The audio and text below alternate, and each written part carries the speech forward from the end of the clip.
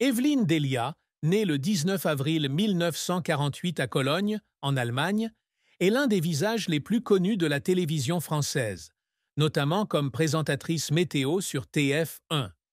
Si sa carrière a été marquée par un grand succès et l'admiration du public, sa vie n'a pas été exempte de profonde tristesse, la plus grande étant probablement la perte de son époux bien-aimé, Philippe Maraninchi, en 2017.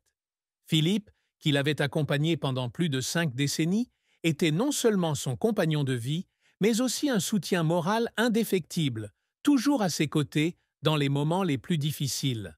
Sa mort brutale, survenue le 11 avril 2017 suite à un accident vasculaire cérébral, a laissé un vide incommensurable dans le cœur d'Evelyne.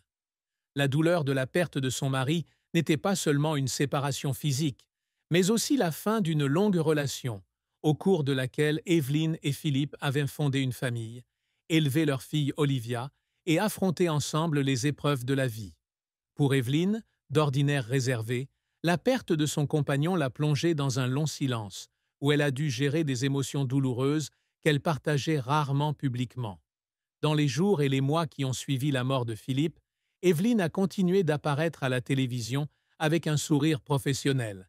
Mais ses proches ont confié que derrière ce regard se cachait une profonde tristesse qu'elle tentait de dissimuler pour préserver son image publique forte.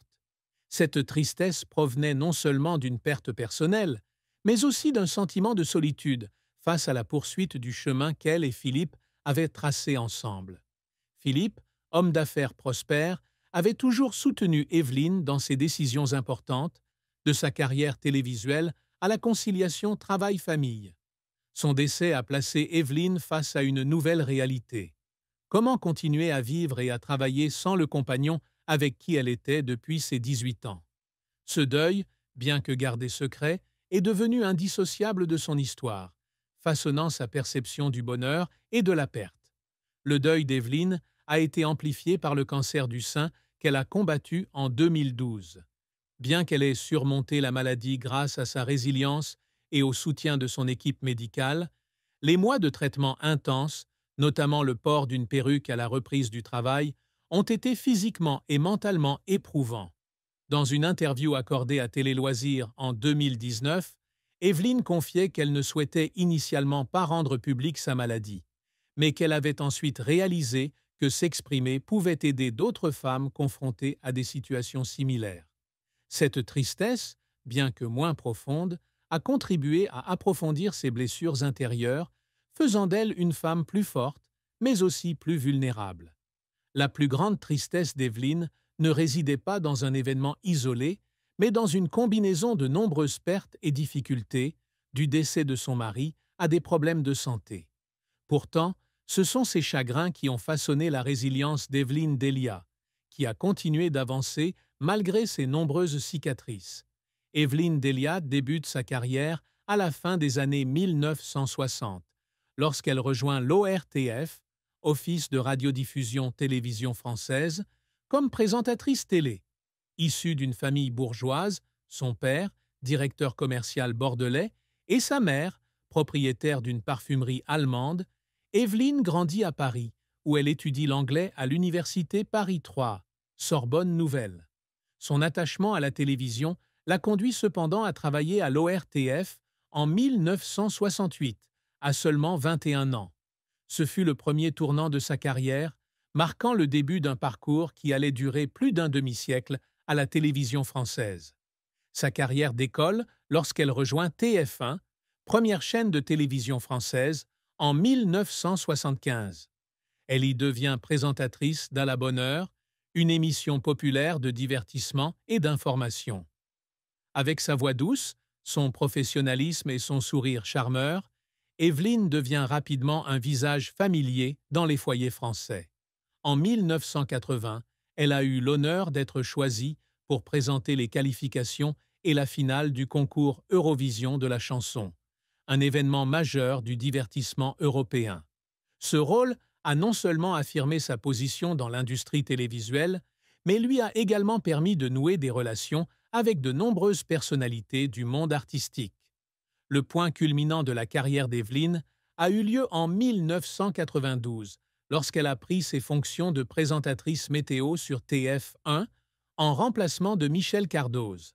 Auparavant, elle avait suivi une formation auprès d'Alain Gillot-Pétré, météorologue de renom, afin de garantir une information précise et captivante. À partir de septembre 1992, Evelyne est devenue l'égérie du bulletin météo, intervenant après les journaux télévisés de 13 heures et de 20 heures. Grâce à son style de présentation clair et professionnel et à son dévouement, elle a conquis le cœur de millions de téléspectateurs français, devenant une icône de la météo. En 2000, Evelyne a été nommée directrice du service météo de TF1, une étape importante qui a marqué la reconnaissance de son talent de leader. En 2009, elle a continué à occuper le même poste chez LCI, filiale de TF1. Sa carrière a été jalonnée de nombreux prix prestigieux, dont le 7 d'or du meilleur présentateur en 1985, le prix du présentateur météo en 1994 et des distinctions aux festivals internationaux du film scientifique de Québec, 1998, et de Montréal, 1901. En 2011, elle a été élue présentatrice météo préférée des Français, témoignant de son influence considérable à la télévision. Outre son travail à la télévision, Evelyne a également démontré sa polyvalence en décrochant de petits rôles au cinéma et à la télévision.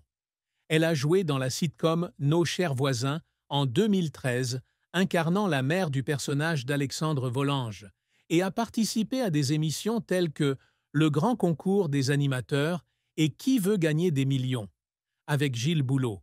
Ses activités témoignent non seulement de sa capacité d'adaptation, mais renforcent également l'image d'Evelyne comme une personne agréable et polyvalente aux yeux du public. L'autre contribution significative d'Evelyne se situe dans le domaine de l'environnement. Fervente défenseur des enjeux liés au changement climatique, elle a écrit le livre « C'est bon pour la planète » en 2007, en collaboration avec les experts du GIEC, groupe d'experts intergouvernemental sur l'évolution du climat, afin de sensibiliser le public à l'action environnementale.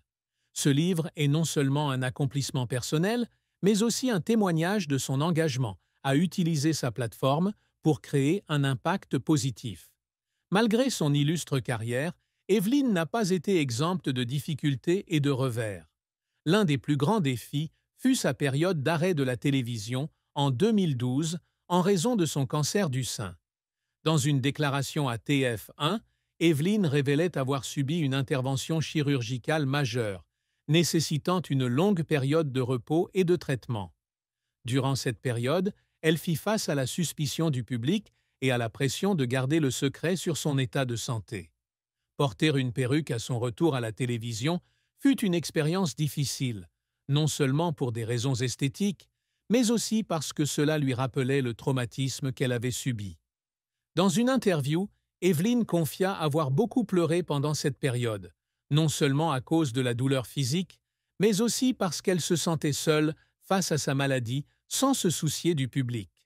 Un autre échec, moins souvent reconnu, fut la pression de maintenir une image parfaite dans un secteur qui exige jeunesse et dynamisme. Entre 60 et 70 ans, Evelyne essuya les critiques sur son apparence et les rumeurs de perruques et de chirurgie esthétique. Bien qu'elle ait toujours nié avoir eu recours à la chirurgie esthétique et insisté sur le fait qu'une hygiène de vie saine était le secret de sa silhouette, ces rumeurs l'ont parfois blessée. Dans une interview accordée à Femme Actuelle, elle a déclaré « Je ne prête pas trop attention aux critiques, mais parfois, elles me poussent à me demander si je fais bien les choses. » Ces moments de remise en question, bien que rares, révèlent une Evelyne très humaine, vulnérable à la pression publique. Un moment qui a fait fondre en larmes, Evelyne a été l'annonce du décès de son proche collègue, Jean-Pierre Pernaut, en 2022. Ayant collaboré avec Pernaut pendant de nombreuses années au journal télévisé de 13 heures de TF1, Evelyne le considérait comme un grand frère dans la profession. Son décès a été non seulement une perte pour TF1, mais aussi un choc personnel pour Evelyne. Dans une interview, elle a confié n'avoir pu retenir ses larmes devant la caméra pour rendre hommage à Pernod, une personne qu'elle a toujours respectée pour son dévouement et son éthique de travail infatigable. Ses échecs et ses difficultés, sans ternir l'aura d'Evelyne, ont contribué à faire d'elle une personne résiliente, capable de se relever après chaque chute. Ce sont les larmes silencieuses versées en coulisses qui l'ont aidé à apprécier davantage ses succès et à continuer de se consacrer pleinement au public.